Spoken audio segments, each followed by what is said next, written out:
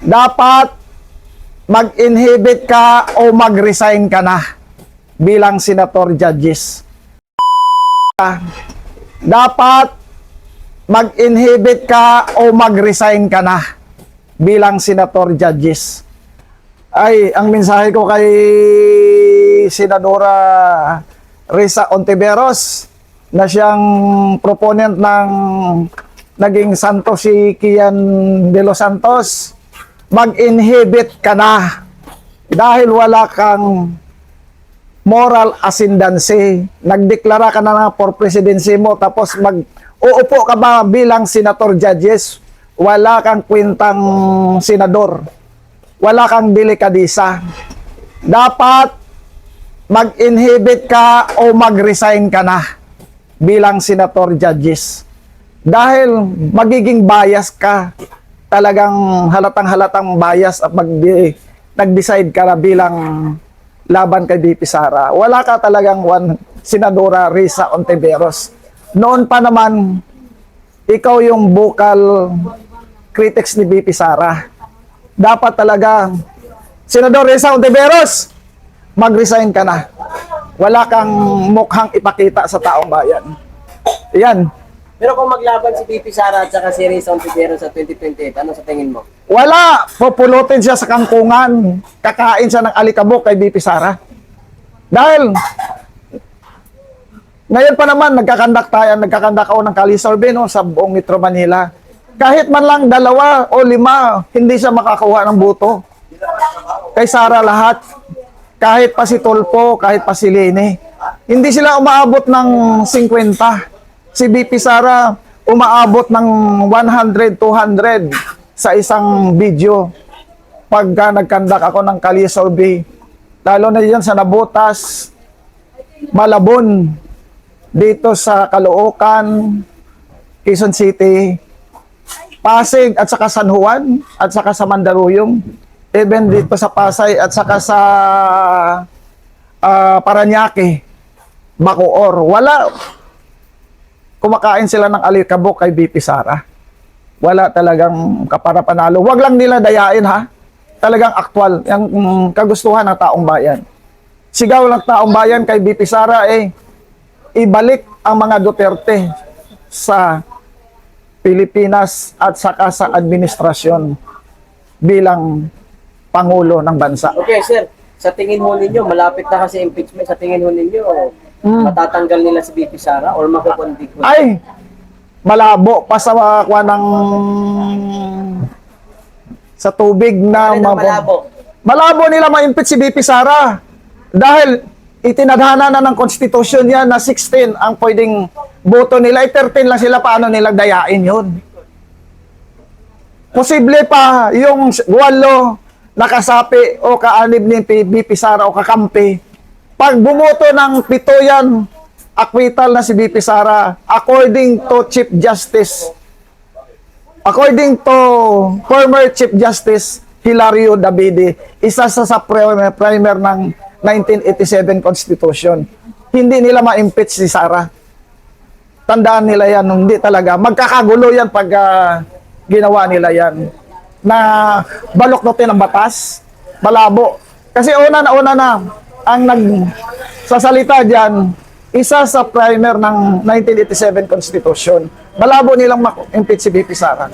Kaya tayo bilang supporter ni VP Sara, bilang mamamayan, magbantay din tayo kasi mayroon yung mga makakaliwa na bantay impeachment daw si Castro at saka si isang makakaliwa din na babae at kasama si Senator Sherwin Gatchalian. 3 sila bantay impeachment daw. Paano nila mabantay impeachment kung ayaw ng ibang mga senador bumoto ayon sa kanilang kagustuhan? 13 pa lang sila Paano nila magawa yung ma-impeach? Malamang ang isigaw ng tao, acquit VP Sara. Okay. Sir, nabanggit mo na rin kanina, pero iulitin ko lang. Ano? Paano kung babaliin nila, bend the law? Ah, Tapos, magkakaroon. Tutuluyan nilang Magkakaroon ng civil war, maniwala ka. Pag alin po? Pag dinaya nila yan, maniwala ka, magkakagulo ang Pilipinas. Hindi papayag ang taong bayan. Ang taong bayan ay nakikinig lang yan sa mga gilid-gilid. Yung mga na-interview natin sa Kali Survey, kami dito nagmamasid lang kami, nagbabantay lang kami, pero ayaw naming gulo. Pero pag ginawa nila yan, gulo talaga ang aabutin. Ayan lang. Mensahe mo kay BBM. Kay BBM. Oy, BBM. Magpakatao ka na, huwag kang ganyan, huwag kang manhid. At dapat pantay-pantay ang batas. No one is above the law. Kaso lang ginagawa nyo, binibreak nyo yung batas. Bakit? Katulad kay Marcolita. Si Marcolita, si Senador Marcolita, 75 million lang ang kanyang contribution sa donation sa election. Eh si Tolpo, 125 million. Ay si BBM, 225 million. Bakit hindi siya nakakasuhan? Dahil ba mayroong exemption ng batas? Hindi dapat ganoon. BBM, pantay-pantay. Ayun. Sir, baka may mensahe po kayo kay BP Sara bilang Pilipino. Mensahe ko kay BP Sara.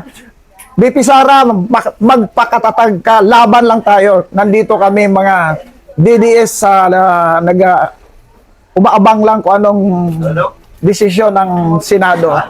Pag binen nila yung batas, binaluktot, gulo talaga ang abutin ng mga administrasyon na ito.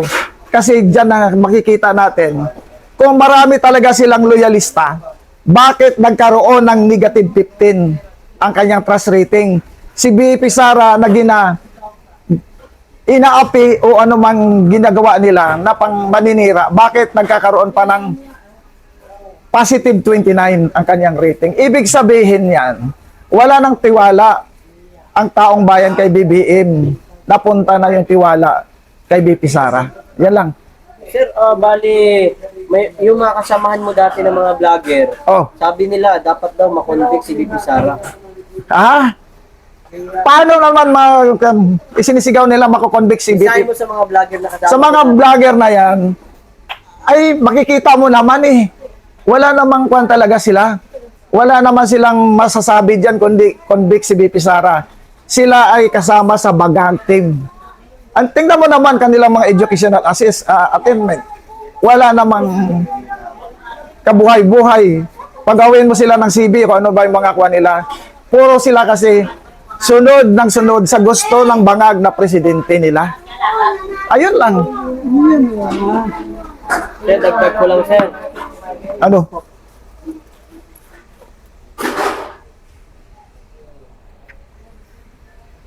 And bilang ba Pilipino, nakikita mo na yung dalawang tolpo ay bubuto to convict BP Sara?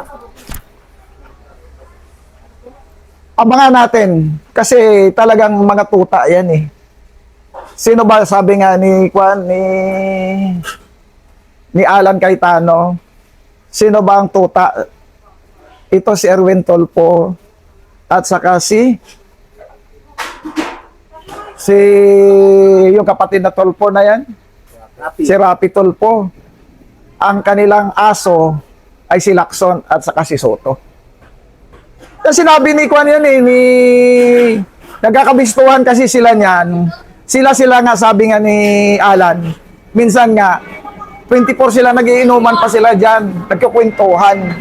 Kaya talaga si Erwin at saka si Rapi ay mga tuta yan. Yung maaso diyan, talagang si Soto at saka si Lacson. Ayan lang. Thank you, sir. Okay pa. Ano? Ito lang, sir. Ano na naman? May importante ito sabihin. Ano na naman? Sir, ang binabato, sir, sa'yo, sir, even yung mga Marcos vlogger, ay binabayaran ka daw ng mga Duterte. Ano? Alam mo, kung ako binabayaran ng mga Duterte, may sasakyan na ako, yumaman na ako, hindi na ako maglalakad papunta sa kung saan-saan man. at hindi na ako magkakali-survey. Hindi na ako magpapakahirap. Ay sila talagang halata dahil dati naglalakad lang sila, itong mga bangag na vlogger ni BBM, ngayon di kotse, di SUV pa. Ang dating ang papayat, ngayon akala mo mga buhayang nagtatabaan. Yun ang ebidensya natin. Samantalang tayo, ito pa rin tayo, nakikipaglaban, walang bayad, walang anumang dagdag. Tayo nakikipaglaban sa prinsipyo at paninindigan natin bilang isang Pilipino. O ano? So babaliktad daw sila pag kasi ngayon daw neutral daw sila. Utot nila, pag bumaliktad sila, tadyakan ko pa sila. Sino po? Itong mga bangag na vlogger. Na vlogger. Oh, ngayon pa lang nagpaparamdam na sila, pumupunta na dito. Oh.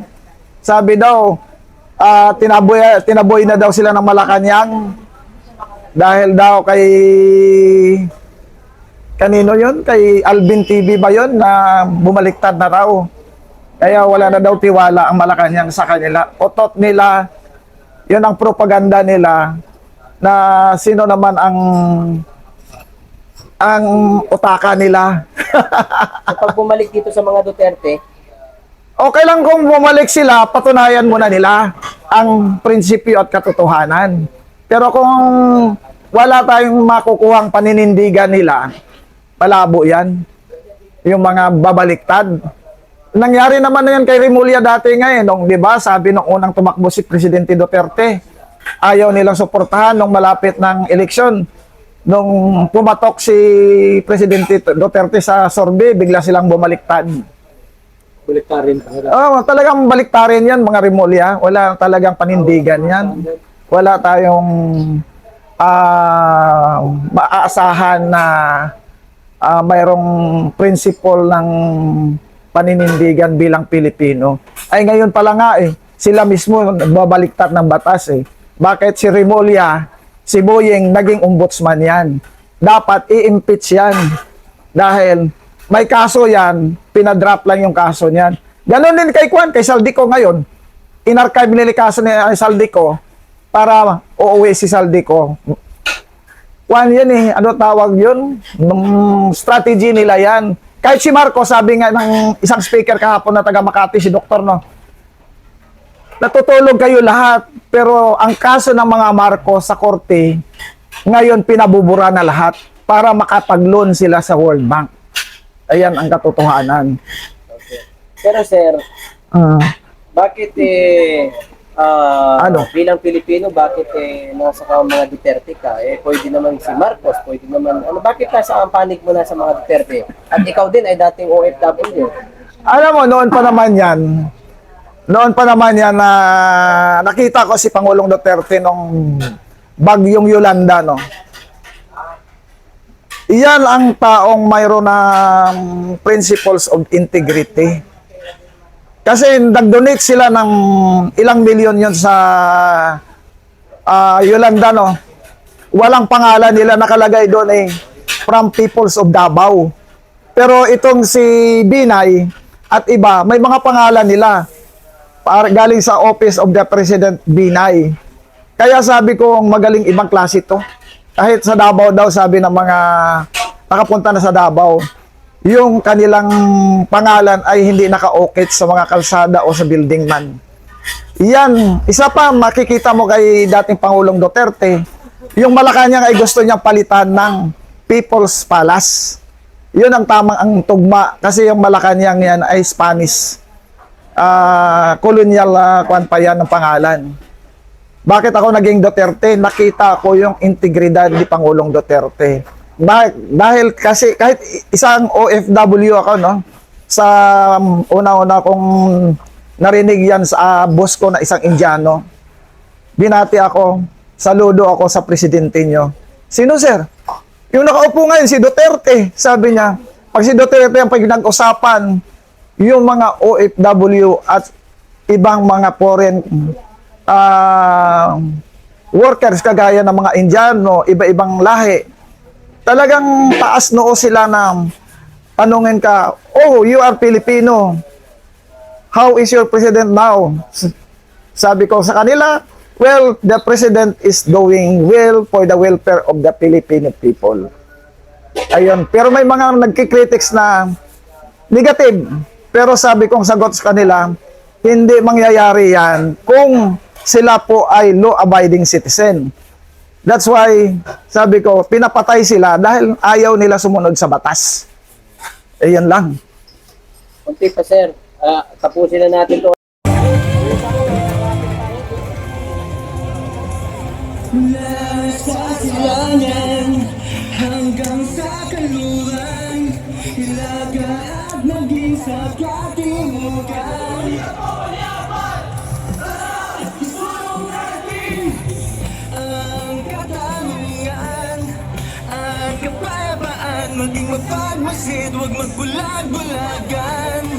Sama-sama nating labanan ang kabuktutan. Maging matalas, maging listo, huwag nang magsawalang kibo. Ipaglaban ang katwiran, ipagmalasakit ang bayan. Oh, ipagmalasakit ang bayan. Oh, ipagmalasakit ang bayan.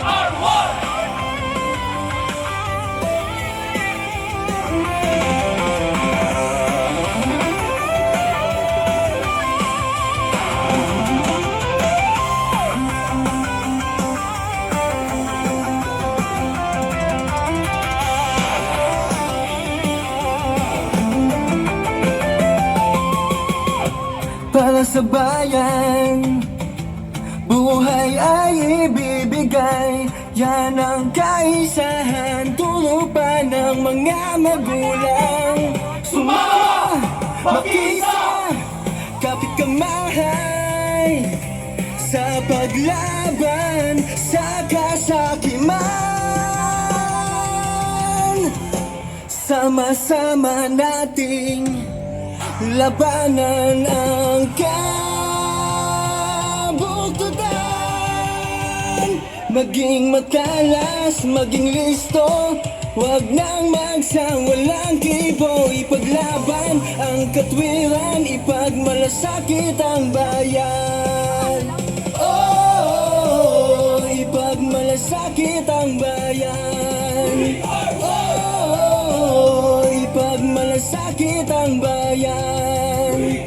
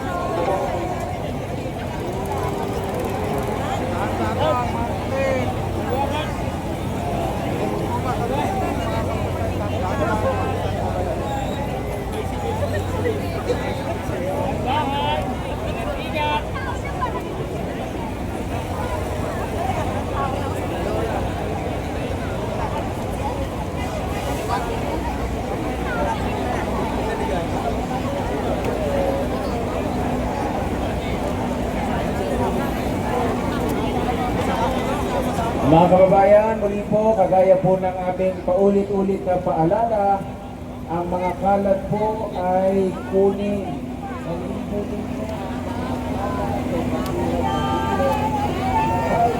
Mangyari po na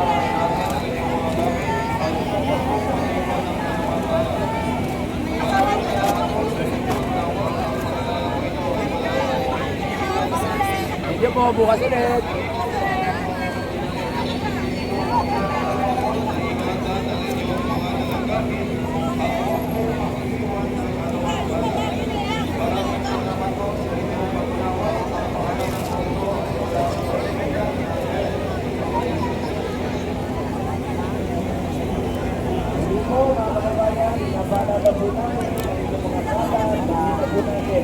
pagpalasakit po ninyo, pag sa inyo yung hanap, kunin po, ilagay sa tamang lagayan.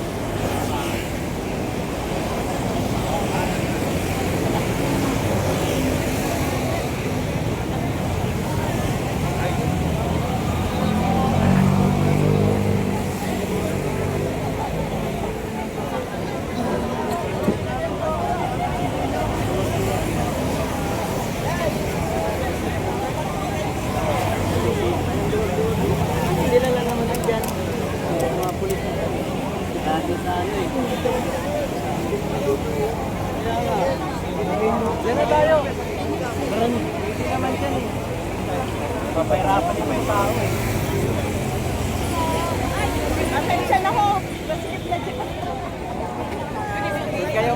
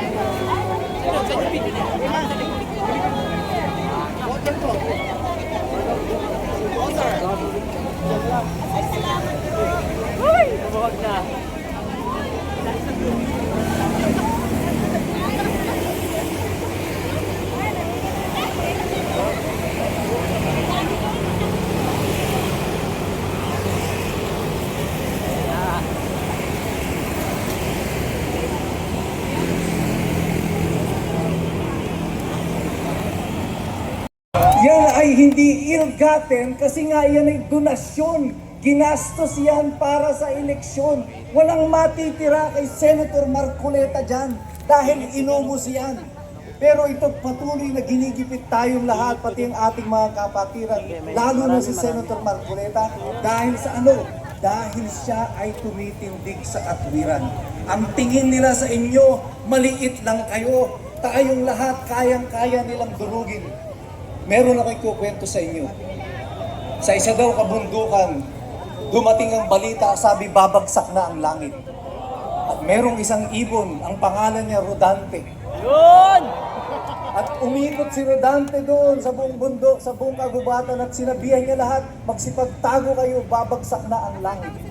At nung nasabihan niya na lahat, humiga sa lupa si Rodante at itinutok ang kanyang mga paa sa langit. At nadaanan siya ng usa. At sabi ng usa, sabi mo babagsak ang langit. Sabi niya, oo. Eh bakit nakahiga ka dyan? Sabi niya, sasaluhin ko ang langit. Sabi niya, sira ka ba? Madudurog ka pag sinalo mo ang langit. Ang sabi ni Rodante, alam ko, pero gagawin ko ang lahat ng aking magagawa. Ang tingin nila sa inyo, mga pipit lang kayo. Maliliit tayong lahat. INC lang ikayan. Mga Duterte supporters lang yan. Mga supporters lang yan ni Rodante Marcoleta. Kaya nating durugin yan. Babagsakan sila ng langit sa kapangyarihan ng mga nasa Malacanang, ng ombudsman, ng DOJ, ng kapulisan, ng kasundulahan. Ginagamit nila yan sa atin. Yun ang panakot sa atin. Babagsakan tayo daw ng langit. Pero ang sabi natin, kagaya ni Rodante, yung maliit na ibon, ibagsak nyo na ang langit, pero pipigilan namin kayo. Susubukan namin ang lahat ng aming magagawa. Noong 1896, sumigaw ang ating mga katipunero sa pamumuno ni Andres Bonifacio. Pinunit niya ang sedula. Ngayon, magpupunit tayo ng warrant of arrest. At pagkapunit ng sedula, sumigaw si Andres Bonifacio sa mga katipunero. Ang sabi niya, hawak lang mga tabak, mga sibat, pero puno ng tapang ang mga puso. At sumigaw siya ng, sugod! Kaya niyo bang sumigaw ng sugod ngayon? Testingin natin.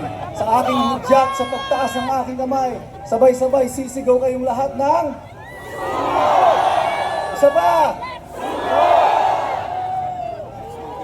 BBM! Malacanang! Ombudsman! Pakinggan ninyo ang tinig ng bayang inyong inapi. Ngayon ay nagngingit-ngit sa galit, sabay-sabay sumisigaw! Pakinggan ninyo ang tinig ng mamamayang inyong pinagnakawan.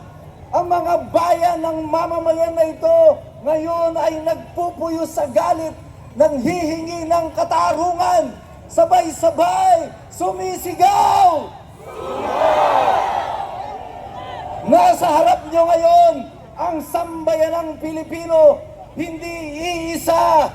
Sama-sama, we are one!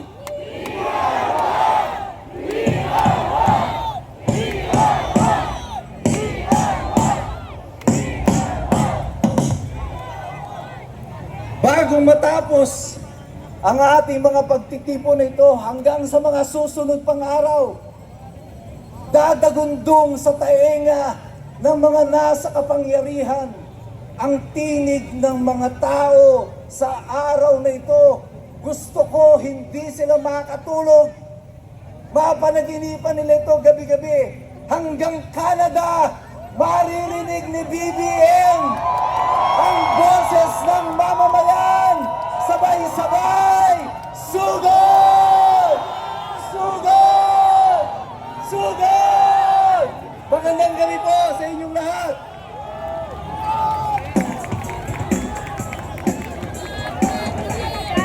Ang inyong pong napakinggan ay ang sa loobin ni Atty. Operario. Maraming salamat po. Magpayong po kayo. Baka po umaambo na at bahirap pong magkasakit. Mananatili po ang ating patuloy na sinisigaw. We are one!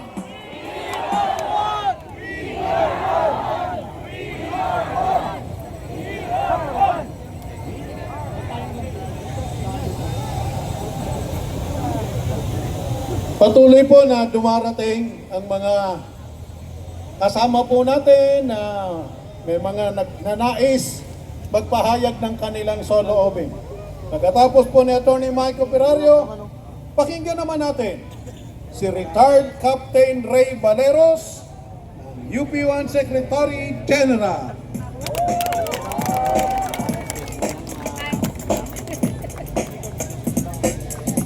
Magandang gabi sa ating lahat. We are one! We are one! Hindi ko na po pahabain. Nasabi na nila lahat ng problema ng bansa, hindi na natin kailangang ulit-ulitin pa. Kahit maliliit na bata, nakakaranas ng hirap. Kaya ako nandito, isa lang ang iniisip ko. Ang pambayad sa Meralco! Nag-times 2! Dagdag pa ng maraming bat! Kinaltasan ang sahod!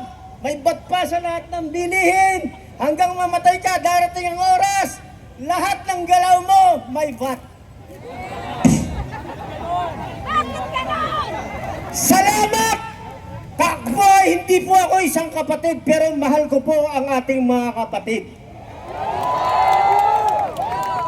Kung wala po kayo, walang mag-guide, walang magsisimula, walang magtataguyod ng katotohanan. Hindi natin makakamit ang ating ninanais.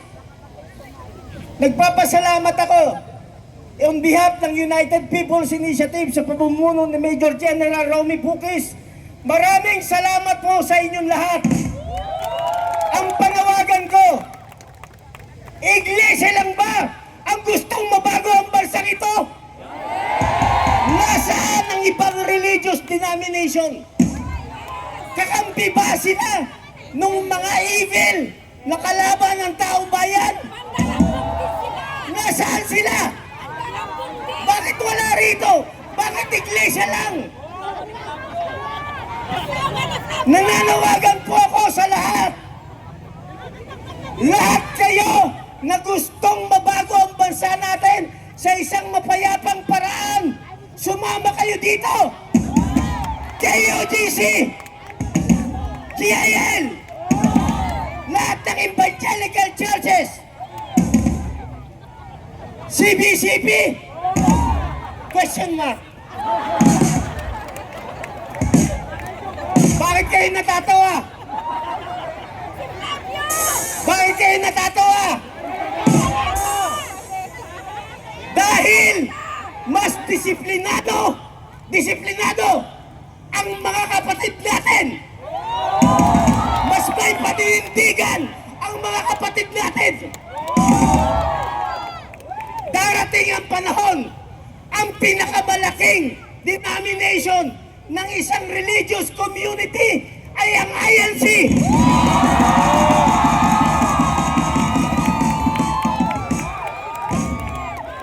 Kung wala po kayo rito, walang magsusulong at lalaban sa evil system na lahat bumibiktima sa atin. Huling salita ko po, panawagan sa ating mga kapatid na kapulisan. Hindi po natin sila kalaban. Nag-oobserba ako rito. Ateis po sila sa inyo, ateis.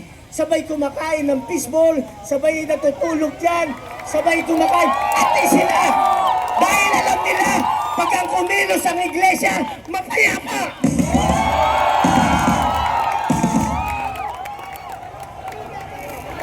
Ramdam natin yan! Ramdam ba natin? Nakakampi natin yung mga kapatid natin kapulisan? Maraming salamat! General San Diego, sir, ang ating head ng DPOS. Maraming salamat, General Silvio, ang ating QCPD. Maraming salamat po sa inyo lahat. Huling panawagan ko kay General Romeo Browner. Ang sabi niya, hindi kami bulag, hindi kami pipi, hindi kami bingi. Pero kakampi mo yung nagpapahirap sa taong bayan. Pinoprotektahan mo yung nagpapahirap sa taong bayan. At ayaw raw ninyang sumali sa politika. Yun ang sabi niya. Ayaw kong sumali sa politika ang AFP. Ang gumagamit sa kanila mga politiko sira ulo eh. Bakit di tayo mananawagan sa kanila? Kung hindi na natin maasahan ang executive branch at hindi na natin maasahan ang legislative branch at hindi na rin natin maasahan ang judiciary, ang tagal nila maglabas ng mga resolusyon. Kawawa taong bayan, resolusyon kay Bato, TRO, hindi mailabas. Bakit? Pag nagbigay sila ng TRO, inamin nila na mali yung ginawa nila kay PRRD. Pag kumampi naman sila sa gobyerno, pag kumampi ang justice system natin, Supreme Court sa gobyerno at ICC, inamin nila na mayroon ng failure ng justice sa bansa natin. So anong gagawin nila? Papatagalin lang nila. Kung hindi na natin maasahan ang tatlong branches na yan, na dapat kahit isa man lang may nagpoprotekta sa atin, sino pa asahan natin? Ang mga kapulisan, nagagamit nila sa kanilang interes. Ang kasundaluhan, nagagamit nila para gipitin ang taong bayan. Kung wala kayo rito, kawawa kayo lahat. Kung wala kayo rito, kawawa na.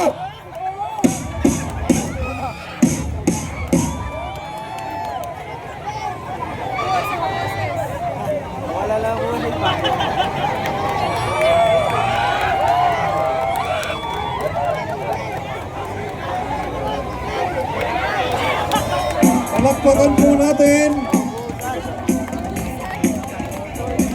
Retired Captain Ray Valeros ng United People's Initiative Secretary General. Ang inyo pong narinig ay ang kanila pong saloobin, udyok ng kanilang damdamin ng pagmamahal sa sambayan ng Pilipino. Gaya rin ang pagmamahal po ng bawat isa sa atin. Kaya ang ating laging sinisika, ang tumulumutan, ang matupad ay ang katarungan at ang katwiran.